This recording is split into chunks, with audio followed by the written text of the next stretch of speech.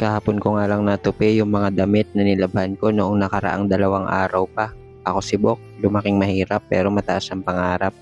Naniniwala ba kayo na first time lang namin magkaroon ng ganitong klaseng map? Yung rotating map. Salamat nga po pala sa nagbigay ng pambili nito.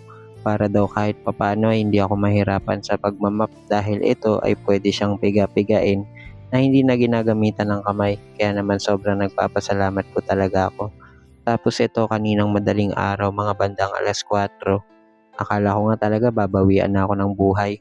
Sobrang sakit talaga ng batok at leeg ko na parang may mapuputol na ugat.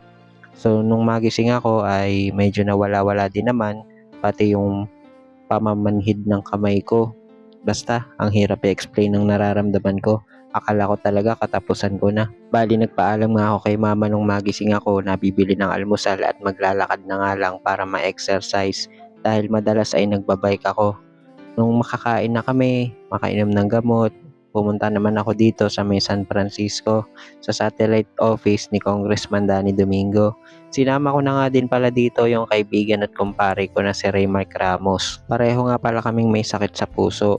Ang kinaibahan lang yun sa kanya ay mas maraming gamot.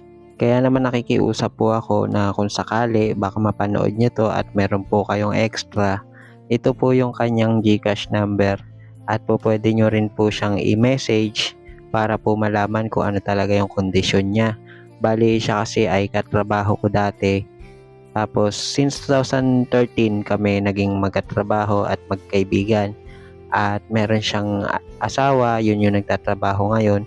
Meron silang 2 anak at nandoon sa probinsya dahil binigay nila muna doon sa magulang nila para maasikaso.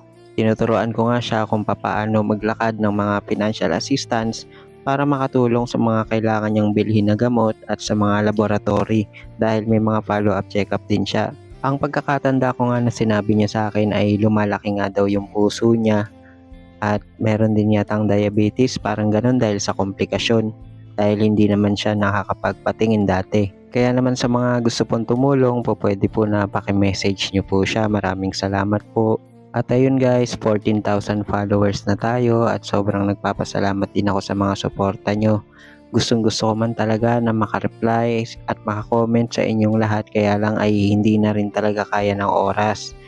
Dahil na rin sa mga gawaing bahay na ako lang din mag-isa yung gumagawa. Pero kapag po nag-private message kayo sa akin ay nakakapag-reply naman po ako kapag may time. Bali sa linggo nga ay babalik ulit ako sa ospital para nga doon sa gagawin ulit na laboratory sa akin. Sana po ay ipagdasal nyo na gumaling ako at mawala itong mga nararamdaman ko para sa tita ko at lola ko. Salamat po.